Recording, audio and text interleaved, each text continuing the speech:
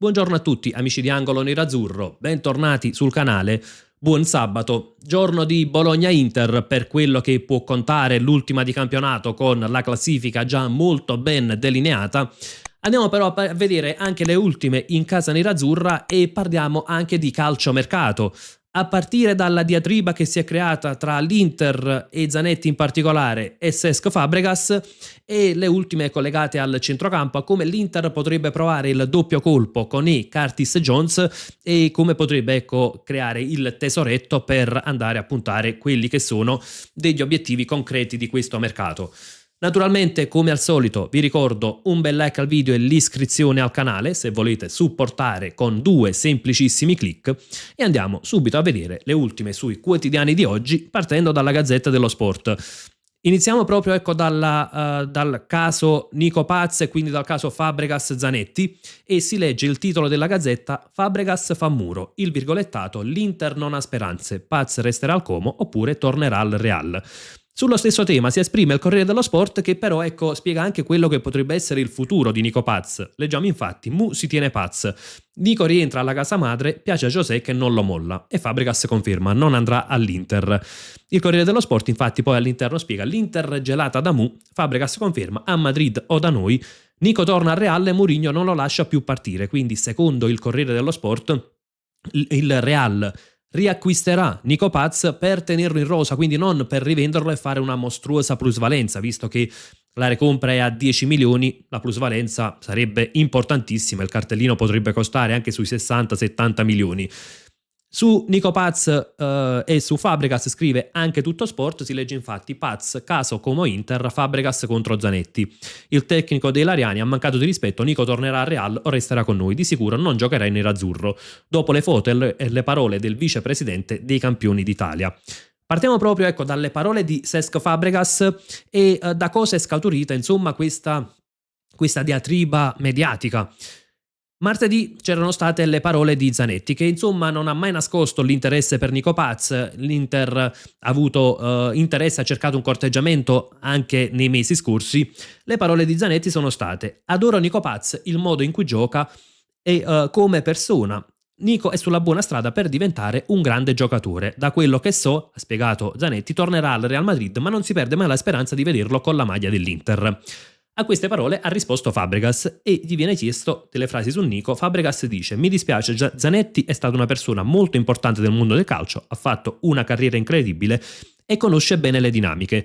Conosco molto bene come lavora all'Inter, conosco il direttore Piero, quindi Ausilio, conosco Dario, Baccin e so che sono loro a prendere le decisioni. E poi aggiunge: alla fine Nico è un giocatore del Como al 50%, però è nostro e l'unica società che può dire qualcosa è il Real Madrid. Zanetti non lavora per il Real Madrid né per il Como, quindi bisogna rispettare un po' tutti, perché è tutta la stagione che vedo foto, piccoli messaggi che non mi piacciono, bisogna rispettare il Como e il Real. Una cosa la so sicura e la posso dire: Nico non giocherà nell'Inter, tornerà al Real Madrid o giocherà ancora a Como. Io prendo questa risposta di Fabregas perché ci può stare che un allenatore sia infastidito che un suo calciatore interessi ad un'altra squadra, però a volte ci sono delle risposte che vanno sopra le righe, perché dire che all'Inter le decisioni le prendono Ausilio e Baccin, che Zanetti non ha avuto rispetto, che non può parlare di altri calciatori. Però Fabregas dovrebbe rendersi conto che se vuole diventare un grande allenatore alla guida di una grande squadra, quella che praticamente sta diventando il Como, deve accettare anche che ci siano interessi per i suoi calciatori, deve accettare che può arrivare il top club che cerca di corteggiare un suo calciatore. È quello che succede anche all'Inter, è capitato con Lautaro, è capitato con Bastoni proprio negli ultimi mesi, col Barcellona che ha cercato di prendere Bastoni eventualmente anche sperando che lo stesso Bastoni forzasse un po' la mano, che chiedesse la cessione in modo da abbassare il costo del cartellino. Quindi insomma sono delle dinamiche che vediamo spesso, che possono infastidire, ma vediamo spesso nel mondo del calcio. I top club sono interessati ai calciatori importanti, quindi è chiaro che esprimino l'interesse, è chiaro che cercano di convincere anche il calciatore in primis. Si può essere infastiditi, però secondo me è una risposta che va anche un po' a creare una sorta di personaggio dal punto di vista mediatico, perché molto spesso, ecco, viene identificato Fabregas come quello che fa il bel gioco, come a volte come il politicamente corretto. Poi sappiamo che però ci sono sempre delle frasi un po' pungenti, delle frasi sopra le righe, e anche dire, ecco, che Zanetti ha mancato di rispetto. Insomma, sono dinamiche che vediamo molto spesso, quindi secondo me risposta anche un tantino esagerata quella di Cesc Fabregas, che ribadisco, secondo me è una risposta a voler quasi creare un personaggio. Tra l'altro, ecco, il controllo di Nico Paz più che al Como spetta al Real Madrid, perché è il Real che infine decide cosa fare con Nico Paz. Può riprenderlo per riportarlo appunto a Madrid, può prenderlo per cederlo e quindi ottenere la plusvalenza, può eventualmente anche pensare di lasciarlo a Como, però dipende sempre dalla scelta del Real Madrid, perché ha la recompra anche nel 2027 per un solo milione in più, per 11 milioni. Ed è proprio da qui che naturalmente poi, e passiamo alla parte tecnica dell'eventuale affare Nico Paz, che si complica il tutto, perché il Real Madrid non ha necessità di fare questa grossa plusvalenza, quindi è chiaro che quale sarebbe il vantaggio per il Real? Prendere Nico Paz per tenerlo in squadra, oppure lasciarlo un altro anno a Como e valutarlo ancora, tanto ricomprarlo quest'anno a 10 milioni o il prossimo a 11 non cambia tantissimo per il Real Madrid. In realtà ci sarebbe anche l'altra opzione, quella di acquistarlo e poi cederlo direttamente al Como, e i Lariani non sono una società che ha difficoltà in questo senso, lo sappiamo benissimo, ecco la forza economica della squadra del Como. Quindi ci sono comunque delle situazioni difficili, un intreccio di mercato che difficilmente può portare Nico Paz all'Inter, e anche dal punto di vista dell'Inter stessa cercare di andare a prendere Nico Paz per una cifra di 60-70 milioni significherebbe praticamente in primis sperperare gran parte del budget di mercato quando ci sono delle priorità anche in difesa, a centrocampo, dove c'è un obiettivo palestra sull'esterno, e l'obiettivo palestra sicuramente più priorità di Nico Paz, perché c'è sempre il rischio di perdere Dumfries per 25 milioni. E in più, ecco, si va a prendere un calciatore che obbligherebbe praticamente al cambio di sistema di gioco. È vero, Nico Paz può fare la mezzala o alla Luis Alberto, forse sì, però se si va ad investire una cifra come 60-70 milioni, si deve prevedere un sistema di gioco in cui Nico Paz sia nel suo ruolo naturale, quindi si deve prevedere un sistema di gioco col trequartista. Non posso pensare di spendere 70 milioni, perché tanto poi, anziché metterlo a fare ciò che ha sempre fatto in carriera, lo metto da mezzala. E quindi anche questo comunque è uno di quei punti interrogativi che secondo me allontana Nico Paz dall'Inter. Interessa sicuramente, perché un giocatore così importante è chiaro che interessi ad una squadra come l'Inter, però per i motivi citati io sono del parere che Nico Paz, le chance di vederlo all'Inter, come tra l'altro ha detto anche Fabregas, siano quasi nulle. Poi potrei sbagliarmi, però insomma questa è la mia sensazione. Passiamo anche agli altri articoli di giornata, e sulla Gazzetta dello Sport si legge: Koné in un mese, poi c'è Jones, arrivano 2 colpi a centrocampo. Inter rinforzi per l'Europa, il francese può essere preso prima del 30 giugno perché la Roma deve vendere per il fair play. L'Inter infatti sarebbe interessata a prendere sia Koné che Curtis Jones, secondo la Gazzetta. Koné ovviamente sarebbe il primo dei 2 acquisti, perché la Roma per il fair play finanziario deve fare la plusvalenza entro il 30 giugno. Per Curtis Jones naturalmente c'è più tempo, in primis perché il calciatore ha messo l'Inter in cima alla lista dei desideri, quindi nonostante ci sia interesse dalla Premier, Curtis Jones preferirebbe l'Inter, perché il dialogo col procuratore non si è mai interrotto, già a gennaio c'era stato appunto un approccio, poi non si è concretizzato, e perché naturalmente Curtis Jones, ma in scadenza nel 2027, non vuole rinnovare, quindi il Liverpool sarà un po' costretto a cederlo quest'estate. Ecco, attendere, cercare di lavorare sulla trattativa può portare anche ad abbassare un po' le richieste dei Reds, che ieri abbiamo letto sono intorno ai 35 milioni di sterline, quindi comunque richiesta importantissima per un giocatore che andrà in scadenza.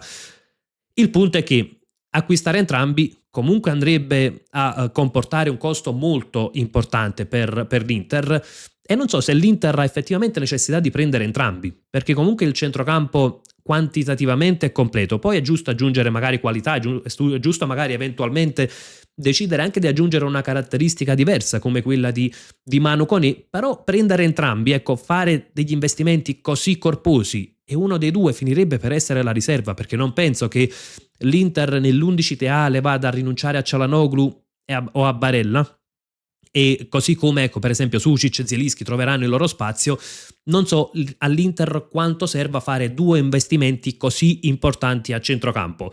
Poi sono due calciatori ovviamente con caratteristiche diverse, ma entrambi che porterebbero tanto alla squadra.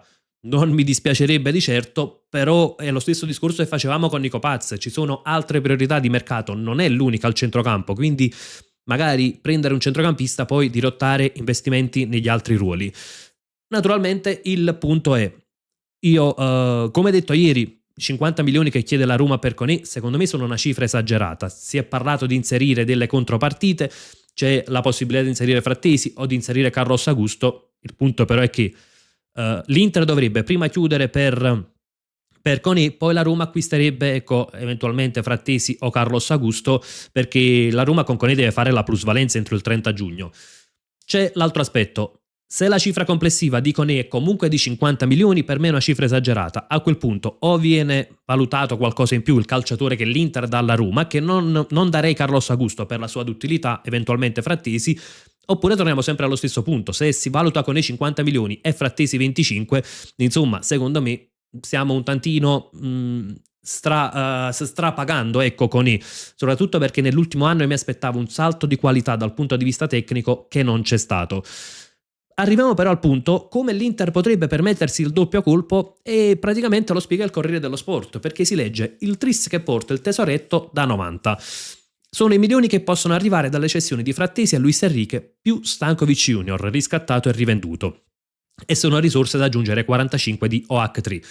Ora, naturalmente, Frattesi è in uscita e ci sono pochi dubbi, potrebbe portare una cifra intorno ai 30 milioni a quello che chiede l'Inter, forse ecco io ho ipotizzato che possa essere valutato anche 25. Per quanto riguarda Luis Enrique, stessa situazione, non ha convinto, a gennaio c'era il Bournemouth e l'Inter punta a ricavare intorno ai 30 milioni, c'è poi il nome di Stankovic Junior che è quello più divisivo, perché mentre gli altri due sono degli esuberi, Stankovic Junior è quel calciatore da riacquistare che a bilancio peserà solo 13 milioni perché la recompra a 23, ma l'Inter non ha contabilizzato i 10 incassati lo scorso anno, e che può essere il centrocampista del futuro, tra l'altro un nome che si lega alla nostra storia, un calciatore cresciuto nell'Inter e un calciatore di grandi prospettive. L'Inter, come si legge sul Corriere dello Sport, potrebbe optare per la plusvalenza visto che ci sono club interessati per 40 milioni. Come ho detto ieri, io Stankovic a 40 milioni non lo cederei, anche perché può essere un calciatore dal futuro, può essere un calciatore utile, perché no, anche per le liste, è un calciatore che può migliorare ancora tanto, che ha un grande potenziale. Quindi è chiaro, se mi arriva l'offerta irrinunciabile, magari 40 diventano 50, allora lì faccio un pensierino alla cessione. A 40 io preferirei tenerlo. Eventualmente però l'Inter ecco, potrebbe optare per la cessione proprio per puntare ai grandi colpi di mercato, quindi con Curtis Jones, perché no, anche Palestra. Però insomma secondo me l'Inter può fare comunque un grande mercato senza cedere chi potrebbe essere particolarmente utile. A quel punto naturalmente a maggior ragione serve un solo centrocampista all'Inter, perché altrimenti ne sarebbero effettivamente troppi in mediana, e tenere per esempio Stankovic a fare il settimo centrocampista sarebbe assolutamente assurdo e controproducente per tutte le parti in causa. Proseguiamo anche con gli articoli di oggi e leggiamo su Tuttosport invece Ausilio aspetta risposte da Mkhitaryan e Diouf. Perché aspetta risposte? Perché per Mkhitaryan c'è sempre in ballo il rinnovo e dovrà essere l'Armeno a decidere cosa fare, quindi se rimanere da sesto, settimo centrocampista, e torniamo all'aspetto quantitativo di un reparto secondo me saturo, quindi a cui aggiungere al massimo una pedina oltre al ritorno di Aleksandr Stankovic, non di più. Tra l'altro io non sono neanche così d'accordo con l'eventuale rinnovo di Mkhitaryan. Oppure ecco, oggi potrebbe essere anche l'ultima partita e quindi appendere le scarpette al chiodo. C'è poi la situazione di Diouf. Per Diouf la situazione è diversa rispetto per esempio a Luis Enrique e Frattesi, perché Chivu vuole ritagliargli un ruolo da esterno. Adesso tocca a Diouf decidere se puntare a mantenere il suo ruolo naturale, quindi a quel punto si andrebbe verso la cessione, oppure se provare a fare quella modifica dal punto di vista tattico e quindi continuare diciamo così l'adattamento ad esterno, e a quel punto l'Inter lo terrebbe volentieri in rosa, anche perché poi non è un quinto, l'abbiamo visto, però Chivu sta facendo un lavoro per adattarlo e quando viene schierato in quella posizione porta comunque delle caratteristiche diverse all'Inter. io sono del parere che potrebbe essere anche schierato in una posizione leggermente più avanzata, visto che magari ha delle difficoltà in fase di non possesso, però ha progressione palla al piede, ha la personalità di puntare all'avversario, spesso va a creare scompiglio, salta anche all'avversario, quindi è una di quelle pedine che non mi dispiacerebbe tenere in rosa, a patto che lui però sia d'accordo a non essere più una mezzala, perché da mezzala proprio non si integra nel nostro sistema di gioco. E tra l'altro è un calciatore anche, secondo me, sul quale è difficile fare un introito. Secondo me poi la soluzione sarebbe in primis un prestito e probabilmente anche senza obbligo di riscatto, probabilmente con un diritto di riscatto.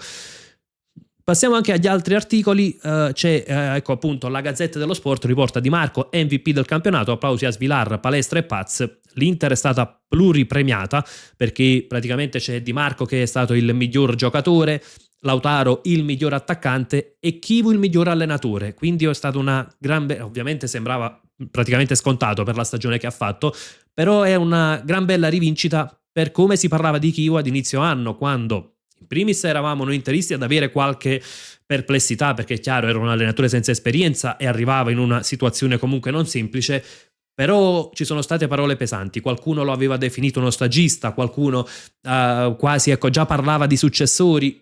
Vedere Chivu che invece vince il premio come miglior allenatore dell'anno è una bellissima rivincita. Per Di Marco e Lautaro invece sono delle conferme. Tra l'altro Palestra miglior difensore e anche lui è il grande obiettivo di mercato, quindi insomma questo va un po' a certificare le qualità di Palestra, ciò che ha messo in mostra a Cagliari. C'è poi un altro aspetto, prima di andare a vedere anche le ultime e le probabili formazioni della partita di oggi, ed è legato a Solì. Si leggeva stamattina che l'Inter avrebbe avuto un primo contatto con l'Udinese, un contatto positivo, si lavora su un prestito con obbligo di riscatto al primo punto conquistato a febbraio 2027. La cifra dovrebbe essere intorno ai 25 milioni e ci sarebbe un principio d'accordo anche per il contratto di Solì. Il principio d'accordo era un contratto intorno ai 2,4 milioni all'anno, contratto fino al 2031. Ecco, questo permetterebbe all'Inter di non fare subito, ecco, di non rinunciare alla liquidità del mercato attuale, perché sarebbe un obbligo di riscatto condizionato e che quindi andrebbe a pesare sul prossimo bilancio, non aumentare troppo il bilancio annuale, perché chiaramente quest'anno andrebbe a pesare soltanto il costo del prestito e dell'ingaggio, e comunque ecco, avere la possibilità poi di puntare altri calciatori. Sicuramente Soli è uno di quei giocatori che può portarci qualcosa alla nostra difesa, in primis da terzo, però è un calciatore che può fare sia poi il vice o alternarsi con Bissek sia con Bastoni, perché a Udine gioca spesso da terzo di difesa a sinistra, seppur è un destro naturale. Concludiamo anche con le probabili formazioni di oggi. Naturalmente c'è turnover, ci sono calciatori che già sono andati via per il mondiale. Giuseppe Martinez sarà il titolare e questo praticamente rappresenta un po' il passaggio di consegne, visto che poi sarà il titolare del prossimo anno. Bissek, Acerbi, Bastoni, con la possibilità di vedere De Vrij. Dovrebbe giocare Luis Enrique sulla destra e Carlos Augusto a sinistra, Barella, Sucic, Mkhitaryan, Lautaro, Pio Esposito. Sucic ancora in cabina di regia, questo può essere un ulteriore segnale. Come ho detto più volte, nelle ultime partite Sucic sta facendo spesso quel ruolo, occhio che magari il prossimo anno Chivu non lo veda proprio da regista e quindi da alternare a Çalhanoğlu. È un processo che secondo me Sucic può fare, ha le qualità, deve migliorare alcuni aspetti, però insomma sicuramente è un tema sul quale torneremo ed è anche, perché no, per quanto la partita conti poco anche per il Bologna, però magari può dare ulteriori risposte in questo senso. Aspetto anche le vostre considerazioni nei commenti, sia sulle parole di Fabregas, sulla situazione Nico Paz, sul doppio colpo che starebbe cercando l'Inter con E e Curtis Jones, se si era d'accordo ad acquistare entrambi, al di là poi dell'aspetto economico, oppure se puntereste ecco, su altri calciatori, magari ne prendereste uno solo dei due, e torna ancora d'attualità l'eventuale cessione di Stankovic. Insomma, come al solito, confrontiamoci su tutto ciò che riguarda il mondo nerazzurro. Come sempre, io vi lascio con un gran bel Forza Inter e vi ricordo che invece i contenuti post Bologna-Inter e non solo torneranno domani, quindi in mattinata. Campanella della notificativa per non perdere i futuri contenuti. Naturalmente, nuovamente, vi rinnovo sempre un bel Forza Inter.